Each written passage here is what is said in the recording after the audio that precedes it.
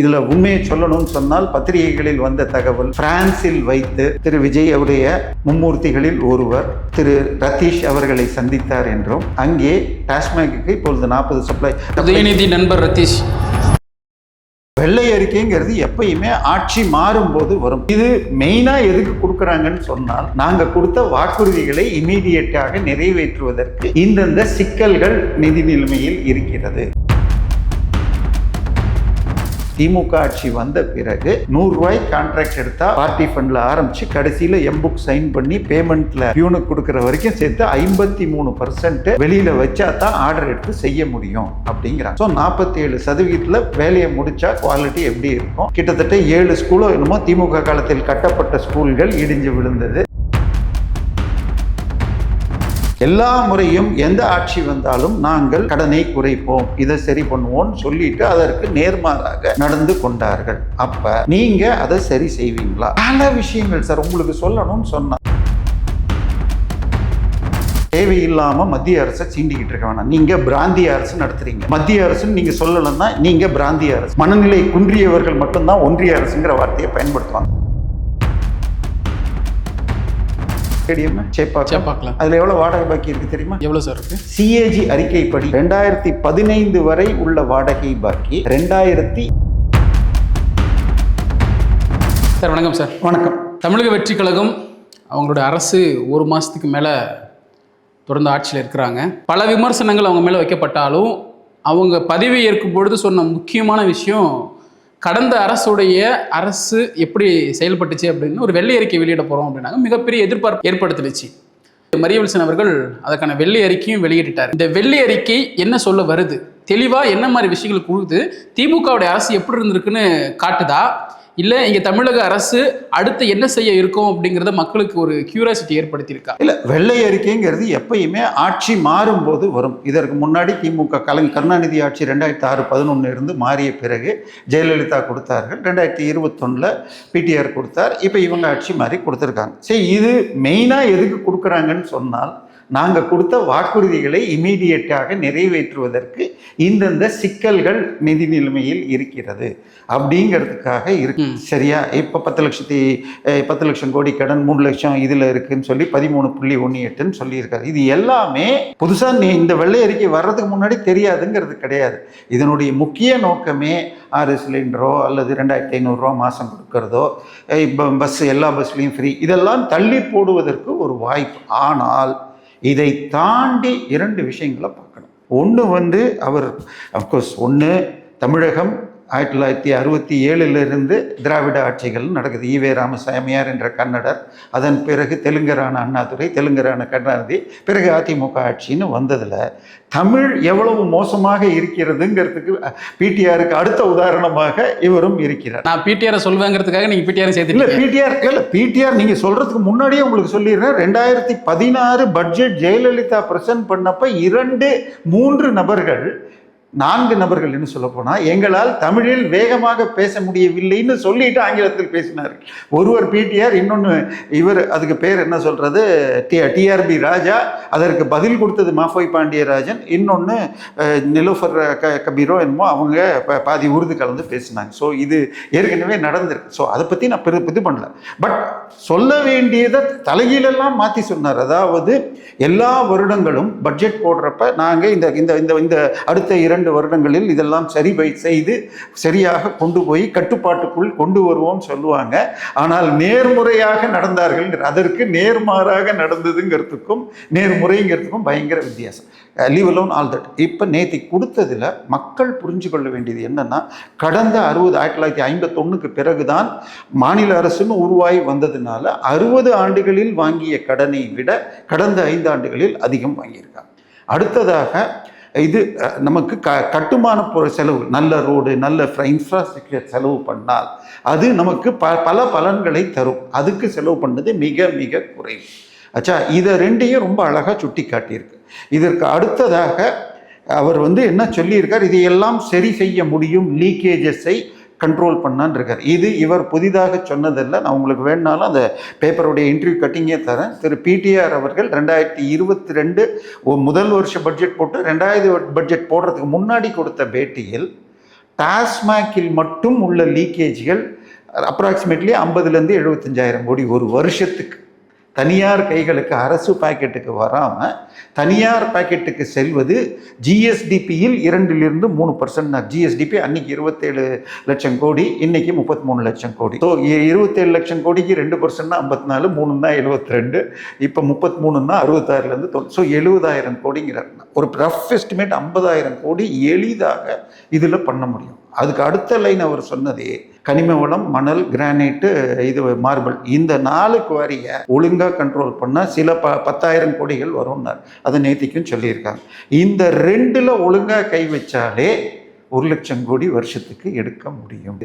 குறிப்பிட்ட சொல்ல போனா அவங்க சொல்றது என்னன்னா, நாங்கள் கடந்த கால ஆட்சியை குறை சொல்ல வரல, கோவிடுக்கு அப்புறம் இருக்கக்கூடிய இங்க நிதி நிலைமையை தான் நாங்கள் இப்போ வெள்ளை அறிக்கையை வெளியிடுறோம் அப்படின்றாங்களே. இல்லை சார், எது வேணா இருக்கட்டும், மக்களுக்கு தெரிஞ்சாகும். ஏன்னா இப்போ திரு விஜய் அவர்கள் பிரச்சாரத்தின் போது 30% இவருக்கு போகுது, கோபாலபுரத்துக்கு போகுது ஒரு கான்ட்ராக்ட்லேன்னு சொல்லியிருக்கார். டிரான்ஸ்போர்ட் இபியில் என்னுடைய நண்பர் ஒரு வீடை வித்தார், லேண்டை வித்தார் சேலத்தில்.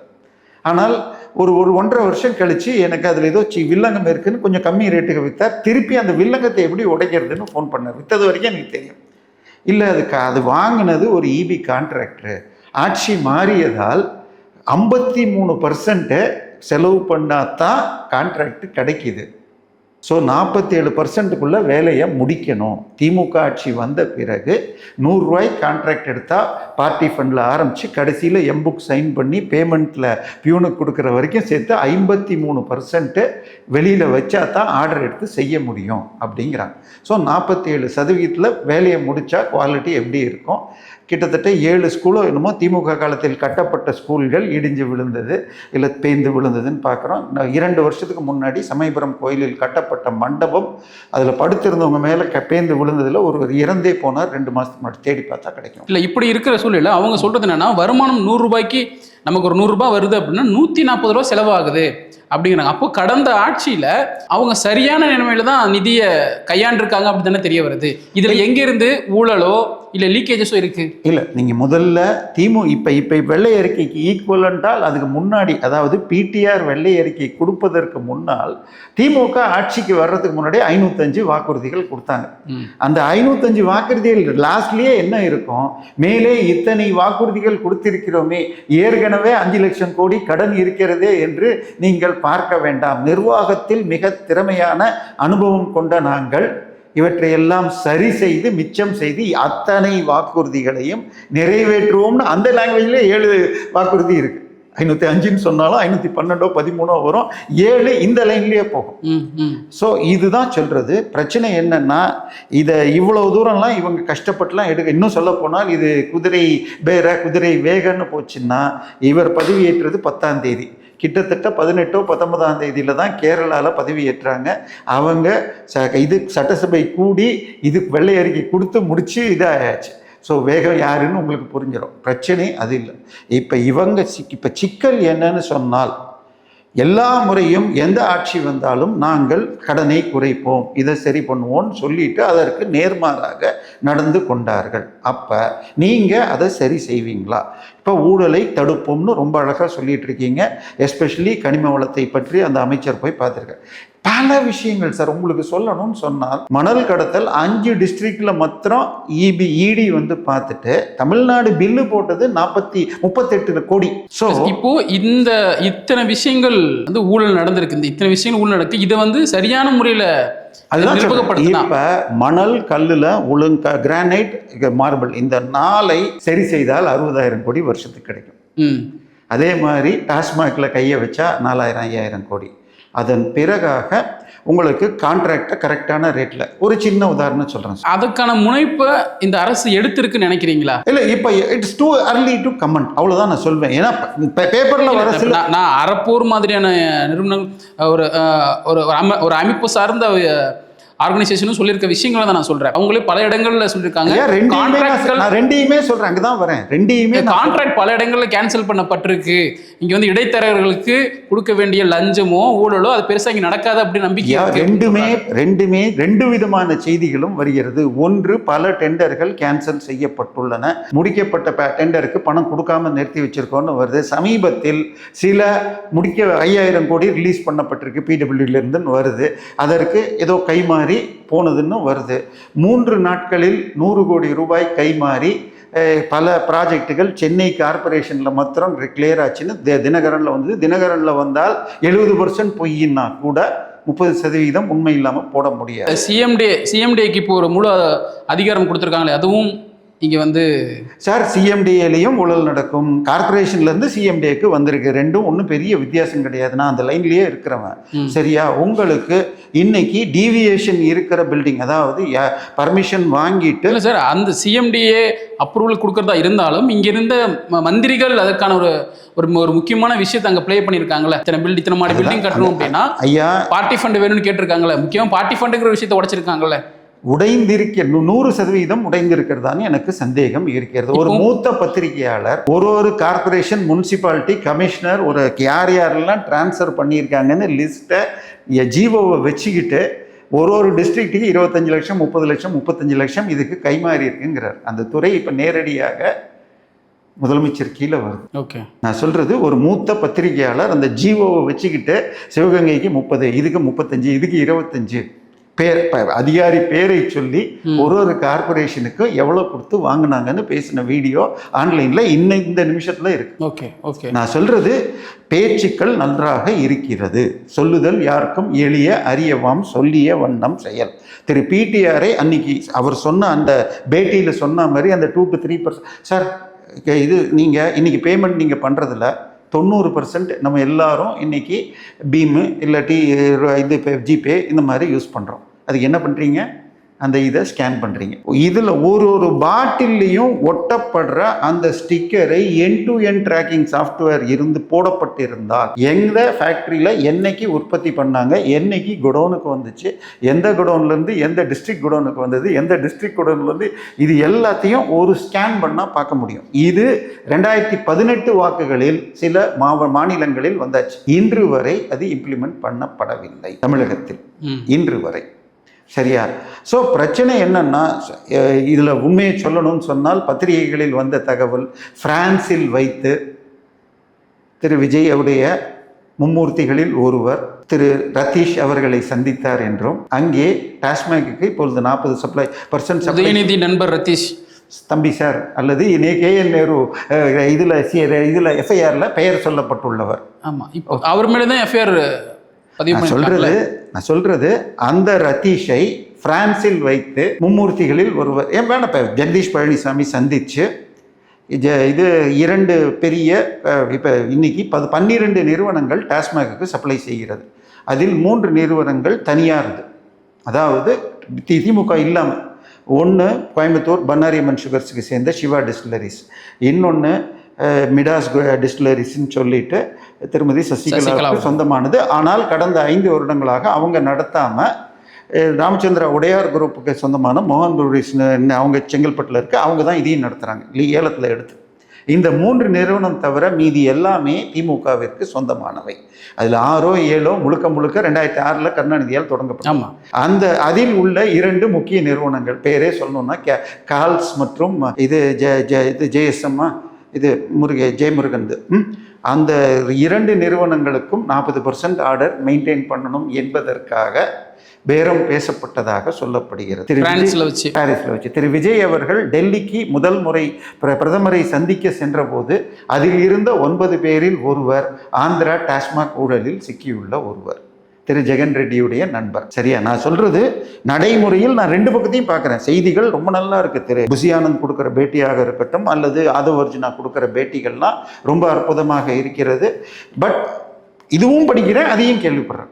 நான் 2ஐயும் பார்த்துட்டு தான் இருக்கேன். இன்னைக்கு காலையில் நேற்று குமுதம் ரிப்போர்ட்டர் நேற்று வந்த இஷ்யூவில் 600 கோடி ரூபாய்க்கு கான்ட்ராக்ட் கொடுத்து லஞ்சம் வாங்க முஸ்தபா ட்ரை பண்ணார், ஆனால் தடுக்கப்பட்டதுன்னு படிக்கிறேன். ஓகே, நான் சொல்றது நான் பத்திரிகையோட பேரோட தான் சொல்றேன். இப்போ குவாரிகள் மூடப்பட்டிருக்கிற விஷயம் இது தற்காலிகமானதா இல்லை இதன் மூலிமா அரசுக்கு வருவாய் ஈட்டுறதுக்காக மறுபடியும் திறக்கப்படலாமா? சார், மணல் கல்குவாரியில் வருஷத்துக்கு 60,000 கோடி வர முடியும், டாஸ்மாகில் வர முடியும். இன்றைக்கி 1,00,000 இந்த வருஷத்துக்கு நான் உங்களுக்கு அனுப்புகிறேன் வேணும்னா 1,00,000க்கு 76,000 கோடி கடன் வாங்க வேண்டும்னா அதில் 1/20 கழிக்கலாம். பட் 3-4 மாதம் ஆகும், ஒரே நாளில் பண்ண முடியாது, எல்லாம் டெண்டர் போட்டு செய்யறதுக்கு. ஸோ உங்களுக்கு அதே மாதிரி செலவுகளை குறைக்கிறது உங்களுக்கு பட்ஜெட்டிங்கில். இது எல்லாம் செய்தால் கிட்டத்தட்ட 50,000 கோடியாக குறைக்கலாம். இந்த வருஷம் 80-90 வரலாம், அடுத்ததுலேருந்து 50. அடுத்தது தேவையில்லாமல் மத்திய அரசை சீண்டிக்கிட்டு இருக்க வேணாம். நீங்கள் பிராந்திய அரசு நடத்துகிறீங்க, மத்திய அரசுன்னு நீங்கள் சொல்லலைன்னா நீங்கள் பிராந்திய அரசு. மனநிலை குன்றியவர்கள் மட்டும்தான் ஒன்றிய அரசுங்கிற வார்த்தையை பயன்படுத்துவாங்க. ஈவேராவோ அண்ணாமலையோ அண்ணாதுரையோ அந்த வார்த்தை, கருணாநிதியோ அதை பயன்படுத்துறது. ஸோ நான் சொல்கிறது 2004 முதல் 14 வரைக்கும் திமுக கூட்டணியில் இருந்தது. 2009 14 வரை திரு மன்மோகன் சிங் மற்றும் திரு பி சிதம்பரத்திற்கு நிதித்துறை ஆலோசகராக இருந்தவர் திரு சி ரங்கராஜன் சொல்லிட்டு முன்னாள் ரிசர்வ் பேங்க் கவர்னர், ஆந்திராவுக்கும் கவர்னராக இருந்தவர். அவர் நிதித்துறை நிதி கமிஷன் தலைவராகவும் இருந்தவர். எப்படி பணம் கொடுக்கறதுன்னு அவர் சொல்லியிருக்காரு. நாங்கள் கொடுத்ததை விட இப்போ அதிகமாக பிஜேபி வந்தப்புறம் கொடுத்துருக்கு. ஓகே சார், இந்த சூழல்ல விஜய் அவர்கள் வரக்கூடிய நாட்கள்ல முதல்வர் விஜய் அவர்களுடைய அரசும் கடன் வாங்குறதுக்கான வாய்ப்புகள் அதிகமா இருக்கா? இல்ல, கடன் வாங்குறது தப்பு கிடையாது. முதல்ல ஒண்ணு வச்சுக்கோங்க. இப்ப உதாரணமாக இல்ல சார், அதை ஒரு பெரிய ப்ரொபகண்டாவா வச்சுதானே இன்னைக்கு ஆட்சியில அமர்ந்திருக்காங்க. இல்ல, நான் உங்களுக்கு கொஞ்சம் கொஞ்சமா வரேன். இப்போ உங்களுக்கு சம்பளம் 40,000 ரூபான்னு வச்சுக்கிறேன். நம்ம இன்னது அமௌண்ட் எல்லாம் இது பண்ணல. வீட்டு வாடகை பிளஸ் கரண்ட் பில்லு, வைஃபை மாத்திரம் 20,000 ரூபா ஆகுது. மெட்ராஸ் சிட்டியில் அது கீழே கிடைக்காது. சாப்பாடு, அரிசி, பால் 15,000 ரூபா. உங்கள் பர்சனல் செலவுக்கு 5,000 வச்சுக்கிட்டா ஸ்கூலுக்கு உங்கள் பையனுக்கு சேர்க்கறதுக்கு இல்லைன்னு சொன்னால் இந்த வேலையில் நீங்கள் இருக்கலாமா? சரியா? அதுக்கு கட்டுப்படி ஆயிடுச்சு. ஆனால் உங்களுக்கு பைக் வேணும், பைக் 2 அதுக்கு பட்டலான்னா பரவாயில்ல. உங்களுடைய இந்த பற்றாக்குறைன்னு இருக்கு பாருங்க. அந்த பற்றாக்குறையில் பட்ஜெட்டில் 45,000 கோடி இது வருவாய் பற்றாக்குறை. அதாவது உங்களுடைய உப்பு புளி அரிசிக்கே பத்தல, வாழ்வாதாரத்துக்கே மினிமம் வாழ்வாதாரத்துக்கு பற்றாததுக்கு பேரு வருவாய் ரெவின்யூ டெபிசிட்.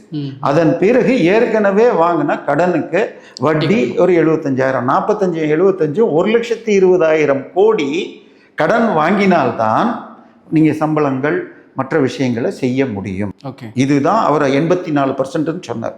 சரியா? ஸோ இந்த ரெவின்யூ டெபிசிட்டை இது அடுத்தது இன்னொன்று ரொம்ப அழகாக சொன்னது என்னன்னா, டாக்ஸ் வருமானம் குறைஞ்சிக்கிட்டே போயிடுச்சு அப்படிங்கிறார். நீங்கள் கடந்த ஒரு 20 வருஷத்தில் பார்த்தீங்கன்னா நீங்கள் கட்டுற மொபைலுக்கு கட்டுற ரீசார்ஜுக்கு மாத்திரம் 18% வருது. இப்போ நம்ம மொத்தமாக கட்டுறதுனால நமக்கு தெரியாது. கடையில் போயிருந்தால் முன்னாடியெல்லாம் இது போட்டு தருவாங்க. இப்போல்லாம் 3 மாதத்துக்கு நான் 600, 700 ஏதோ ஒன்று, 84 நாள் 90 நாள். ஸோ இல்லாட்டி நீங்கள் இது இப்போ போஸ்ட்பெய்டாக இருந்தால் உங்களுக்கு கீழே பில்லில் வரும் 18%. இதை தவிர எந்த ஒரு புது ரெவின்யூமே கடந்த 20 வருஷத்தில் மத்திய மாநில அரசுக்கு கிடையாது. ஆனால் லீக்கேஜஸை ப்ளக் பண்ணால் ஜிஎஸ்டியை பொறுத்த வரைக்கும் ஆரம்பத்தில் 60,000 கோடி மாதத்தில் வந்தது, இப்போ 2,00,000 கோடி ஆச்சு. சார், இன்னைக்கு மாயாஜால் தெரியுமா சார்? ஆமாம் சார். மாயாஜால் தியேட்டரை 1993 வருஷத்துக்கு 21-28 லட்சமோ என்னமோ ரேட்டுக்கு 2 ஏக்கரை மாநில அரசு கொடுத்துருக்கு. ஒரு கம்பெனிக்கு 30 வருஷம்னு வச்சுக்கோங்க. எத்தனை வருஷங்கிறது நான் பார்க்கல. 99 பார்க்கல. அது எங்களோட நிலம், நான் வாடகை கொடுக்க மாட்டேன்னு சொல்லி ஏதோ ஒரு பட்டாவை ரெடி பண்ணி வழக்கு நடந்து 2023 இல்லை அது அரசுக்கு சொந்தமான இடம் அப்படின்னு சொல்லி தீர்ப்பு வந்திருக்கு. அப்போ 23 லட்சம் ஒரு வருஷத்துக்குன்னா 10 வருஷத்துக்கு போட்டால் 30 லட்சம். இன்றைக்கி அந்த இடத்துல 2 ஏக்கர்னு போட்டால் 36 கிரவுண்டு, ஒரு கிரவுண்டு 6 கோடின்னு போட்டால் ரோடு மேலே இருந்தால் 8 வரைக்கும் கூட 8லேருந்து 10 வரைக்கும் போகும். 10 கோடின்னு போட்டிங்கன்னா 300 கோடி கிட்ட அந்த இடத்துடைய மதிப்பு. இப்போ 7% போட்டிங்கன்னா வருஷத்துக்கு 21 கோடி ரூபாய் வரணும். இடத்துக்கு மாத்திரம் வெறும் 28 லட்சம் ரூபாய்க்கு கொடுத்து இன்றைக்கி 33 வருஷம் ஆச்சு. அதையும் அவன் அமுக்கிறதுக்கு பார்த்தான். அவனுக்கு பெனால்ட்டி போட்டு அந்த இடத்த மார்க்கெட் ரேட்டில் வர வேண்டியது யாருடைய கடமை? இது தெரியுமா சார்? நம்ம கிரிக்கெட் ஸ்டேடியம் சேப்பாக்கலாம், அதில் எவ்வளோ வாடகை பாக்கி இருக்குது தெரியுமா? எவ்வளோ சார் இருக்குது? சிஏஜி அறிக்கைப்படி 2015 வந்த சிஏஜி அறிக்கை 2015 வரை உள்ள வாடகை பாக்கி 2081 கோடி ரூபாய். எவ்வளோ? அந்த அரங்கத்துக்கு மொத்தம். இதை வசூல் செய்யாமல் இருக்கிறதுக்கான காரணம் என்ன சார் கடந்த அரசுகளில்? சார் கிட்டத்தட்ட ஆட்சி அதோடைய தலைவராக டிஎன்சிஏ தலைவராக இருக்கிறது இன்னைக்கு பொன்முடிய மகன் அசோக் சிகாமணி தான், சரியா? இல்லை, அவருக்கு முன்னால் இருந்தது இது இந்தியா சிமெண்ட்ஸுடைய சேர்மன், கலைஞர் டிவிக்கே கடன் கொடுத்தவர் 2G வழக்கில் அந்த சிக்கலில் சிக்கிறதுக்கு, சரியா? இது மாதிரி எனக்கு தெரிஞ்சது 2.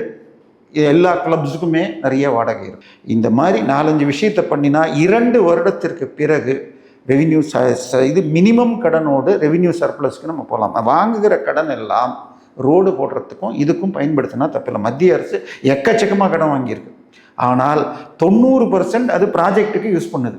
இன்னைக்கு மாருதிக்கு சப்ளை பண்ணுற கேஸ்டிங்ஸில் 75% சென்னை கோயம்புத்தூர்லேருந்து தான் வருது.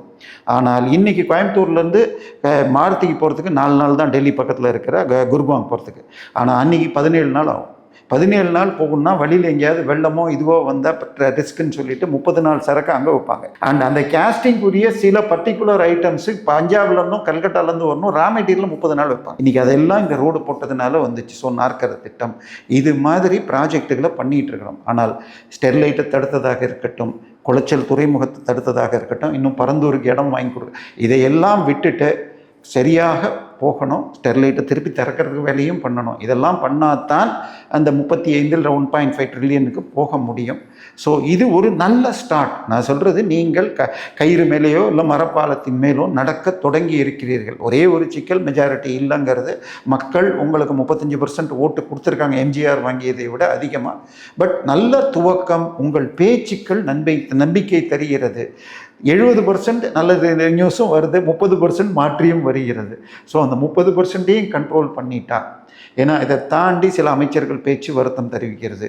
அதை எல்லாம் விட்டுட்டு சரி இன்னும் கொஞ்சம் லகான பிடிக்கணும். 30 நாளுங்கிறது டூ ஷார்ட் அ பீரியட். சட்டம் ஒழுங்கு மாத்திரம் இன்னும் வேகமாக பண்ணணும். அதில் கூட எனக்கு கடந்த 4 நாட்களாக நான் போன ஆட்டோ டிரைவரை கேட்டால் சென்னையில் போதை மாத்திரைகள் கிடைப்பது ரொம்ப சிக்கலாக இருக்கிறது. என் நண்பர்கள் அதிலிருந்து வெளியில் வந்துட்டுருக்காங்க சார்னு சந்தோஷமாக சொன்னாங்க. அதை வேகமாக பண்ணாங்கன்னா நடக்கும். ஸோ இதை எவ்வளவு வேகமாக பண்ணுறாங்களோ அவ்வளோ வேகமாக போகலாம். அதுதான் வரி வருமானத்தை அதிகம் பண்ணணும், லீக்கேஜஸை ப்ளக் பண்ணணும். இந்த 2 துறையிலேயே 1 லட்சம் கோடியை ப்ளக் பண்ண முடியும், டாஸ்மாக் அண்ட் கனிம வளம் மற்றும். இதை 2 கான்சென்ட்ரேட் பண்ணிவிட்டு இதில் கான்ட்ராக்டில் இருக்கிற லீக்கேஜஸை ப்ளக் பண்ணாங்கன்னா they can do wonders. MGR 1977-80 ஆட்சியில் பெரிய அளவில் ஊழல் செய்யவில்லை. அதனால தான் கலைக்கப்பட்ட ஆட்சி மீண்டும் வந்தார். ஆனால் அதன் பிறகு கொஞ்சம் மாறுதல்கள் வந்தது. அதுக்கு பிறகு உடம்பு சரியில்லாமல் போய் மாறி போச்சு. ஸோ அந்த நிலையில் இவர் சின்ன வயசில் வந்ததுக்கு செய்தால் இந்தியா இன்னொரு குஜராத்தாகவோ தமிழ்நாடு மகாராஷ்டிரா போல் வளர முடியும். இல்லைன்னா பீகார் உத்தரப்பிரதேசம் லெவலுக்கு போய் நிற்கலாம். அவ்வளோதான். ஓகே சார், உங்களோட நேரத்தை ஒதுக்கி எங்களுடைய கேள்விகளுக்கு மிக தெளிவாக விளக்கம் கொடுத்ததுக்கு மிக்க நன்றி. இன்னொரு சந்தர்ப்பத்தில் சந்திக்கலாம் சார். நன்றி.